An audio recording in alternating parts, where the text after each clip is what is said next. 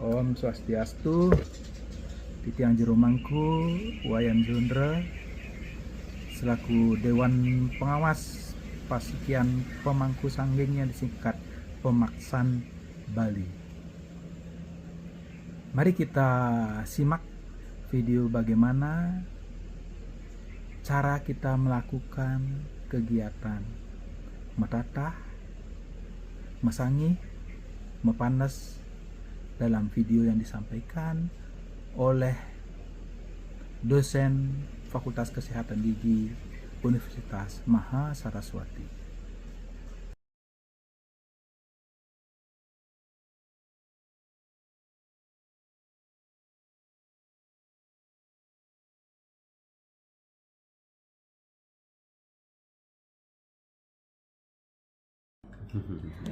Becik ya.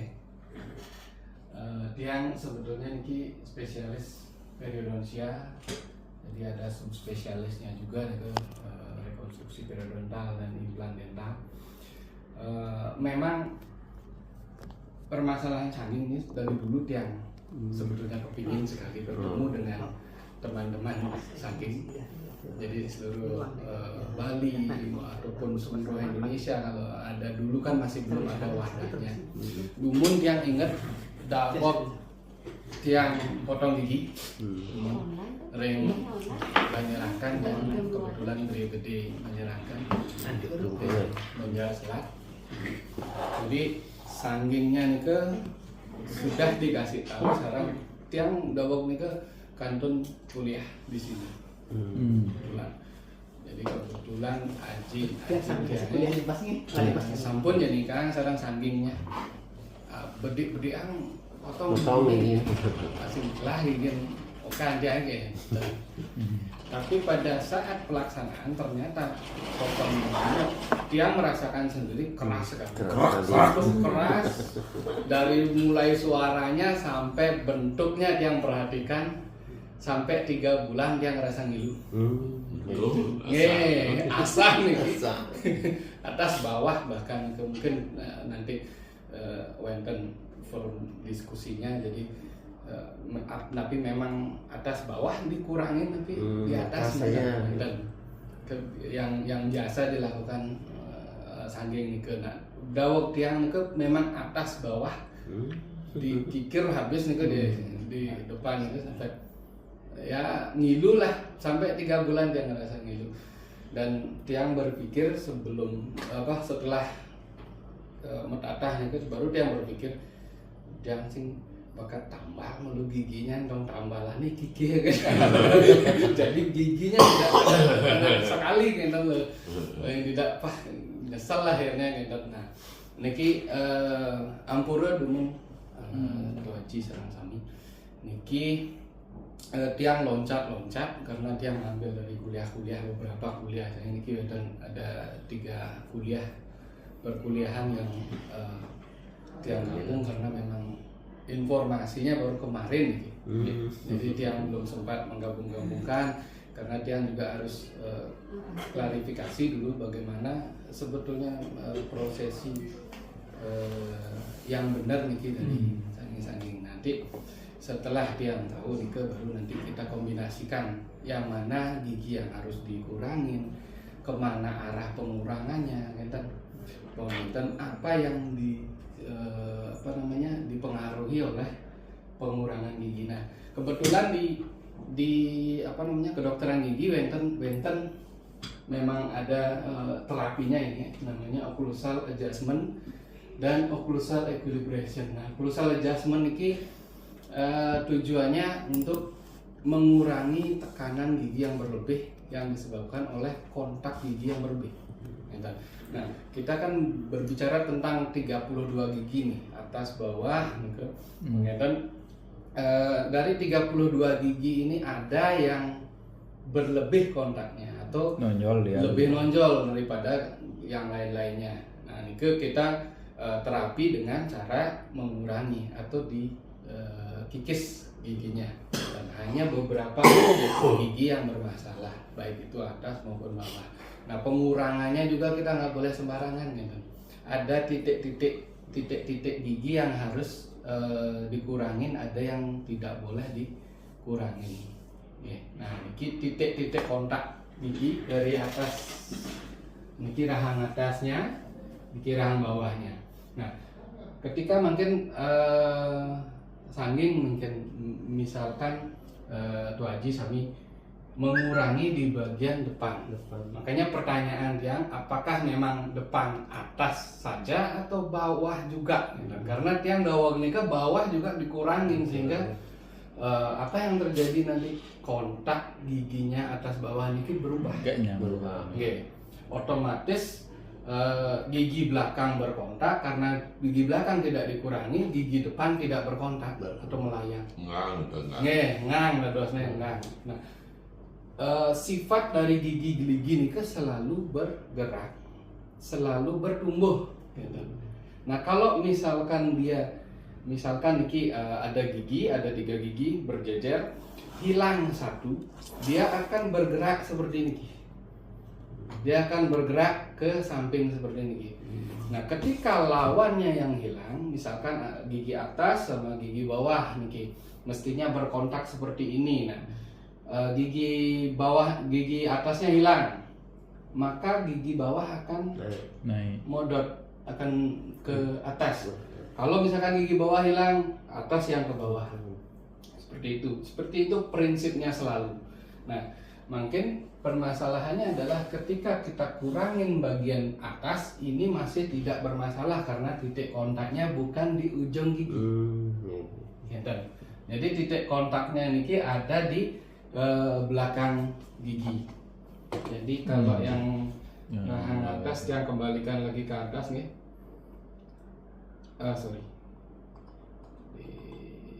Berarti 6 gigi itu nggak kontak ya? Enggak. di belakang ya, di sini. Setelah 6 itu berarti ya di luar 6 ya. Nah, niki. Jadi kalau di gigi rahang atas di depan, yang berkontak hanya daerah ini niki, yang ada garis miringnya, kemudian ada titik-titiknya, kemudian ada garisnya, niki yang berkontak. Otomatis atas itu ujungnya ini bisa dilakukan pengurangan, tapi seperti yang dia tadi dibilang sama Dokter Agung Setiabudi, jadi pengurangannya tidak terlalu berat. Nah, permasalahannya ketika yang dikurangin adalah yang bawah. Jadi yang giginya mesti berkontak seperti ini, kalau dikurangin otomatis melayang nanti jadinya. Niki modot jadinya. Jadi niko yang prinsip yang pertama yang harus diketahui, gigi mana yang berkontak ini. Nah, kemudian prinsip kedua ada istilahnya niki ada hypersensitive dentin.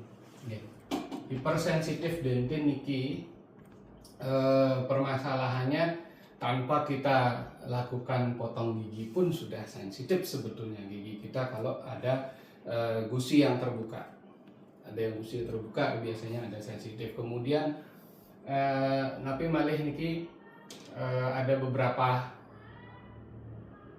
pengikisan enamel yang tadi dibilang ada hidroksi apatit dan lain sebagainya.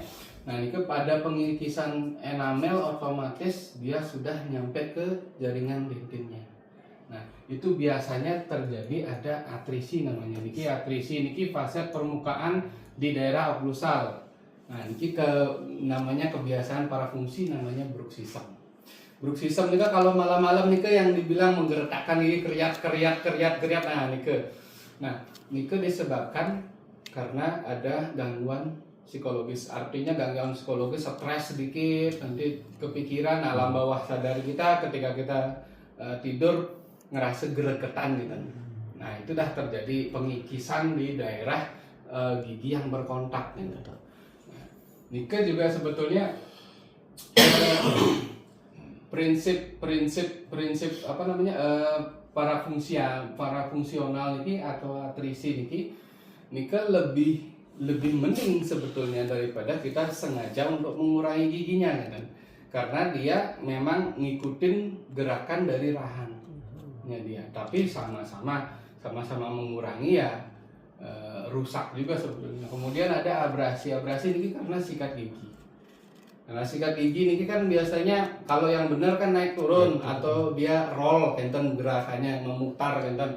Nah niki kebiasaan kita kan horizontal Horizontal. giginya, lurus seperti itu. Jadi di gigi itu ada cekungan bentuknya V nih ke, ada cekungan yang ke sangat ngilu kalau gigi kita terkikis terus. Karena niki walaupun dia bulu sikat, lama-lama kalau misalkan kita lakukan terus, ini kan otomatis kayak amplas nih, ya, sekali amplas. Nah itu abrasi. Kemudian ada erosi. Erosi ini kan biasanya dari bahan-bahan yang bersifat asam ya. Gitu. Setiap hari ngajang cukup leh. Kemudian ada afraksi. Nah afraksi ini akibat dari trauma gigi yang berlebih. Ini yang kita Bentur bicarakan. Jadi soalnya.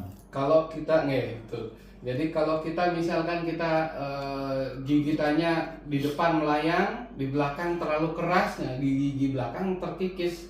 Nah kalau gigitan itu dilakukan konsisten ya, karena kita menggigit kan 6.000 kali sehari, itu yang penelitiannya. Jadi 6.000 kali sehari tanpa kita sadari, bukan cuma pas makan manten. Jadi sirap dan tetap tak kentan giginya 6.000 kali, sekali ngunyah itu 5 kg. Jadi beras satu kentan ya, satu kalung nih kan, kita terus dedak kan hancur giginya. Nah itu dia afraksi ini ke seperti retakan pada gigi. Nah kemudian ini yang terakhir ada kebiasaan parafungsi atau bruxism. Nah bruxism ini prinsipnya sama dengan kita potong gigi ya, dan cuma dengan cara yang lambat. Kemudian ini teori-teori ini hipersensitif. Jadi ada yang terjadi ketika kita potong gigi ya, karena tiang rasakan bahwa ini kemungkinan beliau mengurangi sekitar 1-2 mili gigi saya. Jadi rasanya benar-benar ngilu selama 2-3 bulan juga rasanya ngilu. Sampai sebetulnya kan yang tadi kan wonten di anatomi itu wonten email, kemudian di dalamnya dentin jangan sampai kena gitu, karena dentin pori-porinya lebih besar. Jadi ada rangsangan apapun itu masuk ke dentin itu dia langsung salurkan ke pulpa, langsung ke saraf ya. Gitu. Makanya Nike yang rasakan bahwa enamel itu bisa dia recovery dong? enggak bisa. Enamel maksud yang jeruk bisa ditambah? recovery, Nah, Ditambah. makanya dia tumbuh Oke. gitu loh Oh. maksudnya. yang bisa recovery selama ini yang di bagian dalamnya. Oh. Tapi kita juga harus tahu nih permasalahannya ada di dalam rongga mulut. Perbaikannya juga, recovery-nya juga ada dalam rongga mulut. Misalkan mungkin dentin bisa recovery, itu namanya dentin sekunder, dentin tersier, sampai dentin quartet yang keempat. Ada perbaikan, yang jelas ada perbaikan dentin. Tapi ketika berada di rongga mulut ini kan mendaging flora normal. Flora normal itu normatifnya ini kan ada bakteri, ada virus, tetap ada gitu. Nah ketika dia terjadi perbaikan, bakteri udah duluan masuk. Karena bakteri ini dia bisa membuat kondisi rongga mulut menjadi asam. Gitu. Sedangkan gigi lemahnya sama asam. Gitu. Karena kan kita tahu ring Bali ini kan ngaben gitu. Jadi ngaben kita mayat dibakar, giginya masih utuh, emailnya terutama ini masih utuh dia.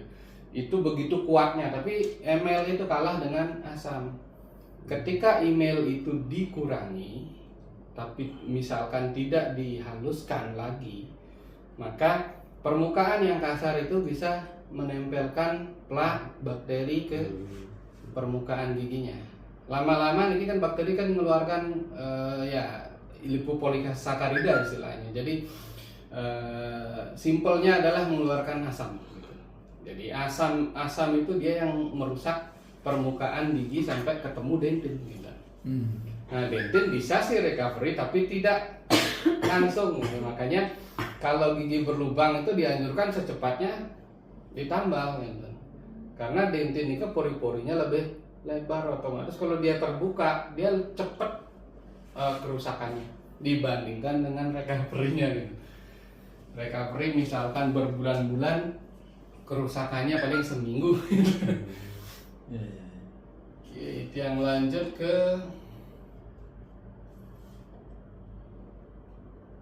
prinsip kedua nih. Nah niki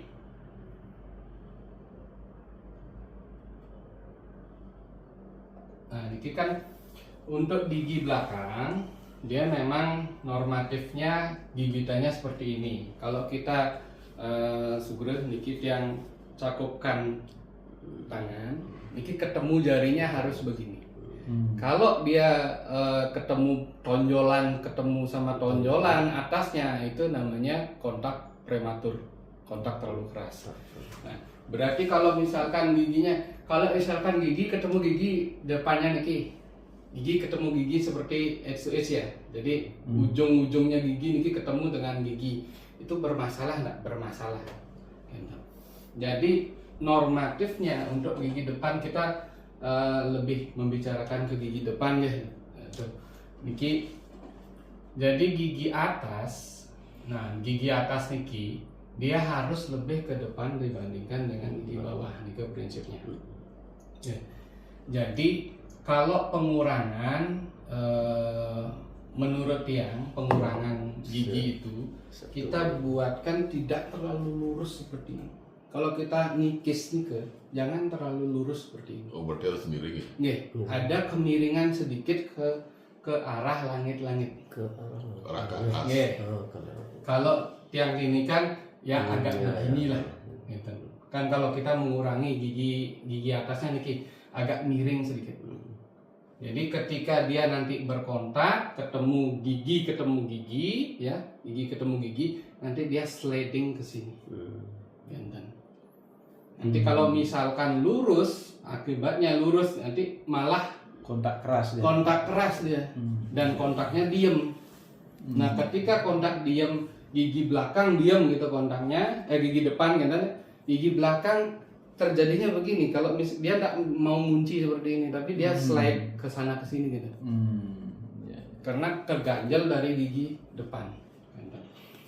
Jadi ikuti bentuk anatomi dari giginya nih. Bentuk anatomi giginya kan seperti ini. Ya. Kalau yang besarkan aja biar.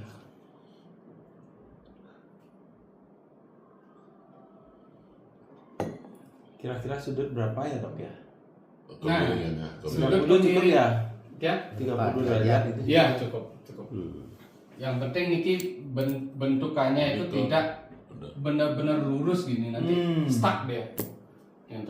Ya, ya. Jadi berikan tempat, misalkan dia kita ngelihat pasiennya dulu, pasien ngelihat yang dipotong gigi dulu. Ya, calon. Kalau giginya gini, bener-bener Beradu. ketemunya beradu gitu antara ujung dengan ujung, nah itu kita kurangin lah miringnya Lebih banyak. Tapi kalau misalkan dia sudah normal ya miringnya dikit aja gitu.